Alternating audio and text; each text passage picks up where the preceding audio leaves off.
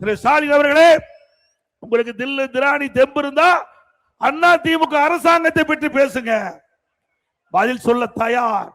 2011 2021 வரை ஒரு பொற்கால ஆட்சி நாங்க கொடுத்தோம். அந்த ஆட்சியில என்னென்ன திட்டங்களை கொண்டு வந்தோம் என்று பட்டியலிட்டு நாங்க விலக்கி பேசுறோம். உங்களுடைய ஆட்சி 5 ஆண்டு காலம் திராவிட முன்னேற்ற கழக ஊழல் ஆட்சியில என்ன செய்தோம் என்பதை நீங்கள் அந்த களத்திலே பேசுங்கள். நாட்டு மக்கள் இதை கேட்கட்டும்.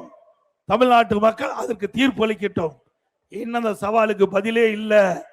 ஆக ஸ்டாலின் அவர்களே, வேண்டுமென்று திட்டமிட்டு ஒரு அவதூறு பிரச்சாரத்தை, ஒரு பொய்யான பிரச்சாரத்தை மாய உலகத்திலே நீங்கள் வாழ்ந்து கொண்டிருக்கிறீர்கள்.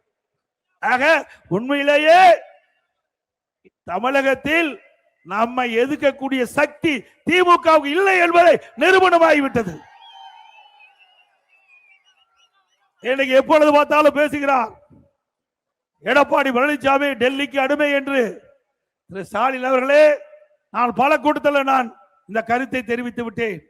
அண்ணா திமுக பொறுத்த வரைக்கும் உழைப்பை நம்பி இன்றைக்கு இருக்கின்ற கட்சி, உழைத்து மக்களுக்கு நன்மை செய்து மக்களுடைய நம்பிக்கை பெற்ற இயக்கம் அண்ணா திமுக இயக்கம்.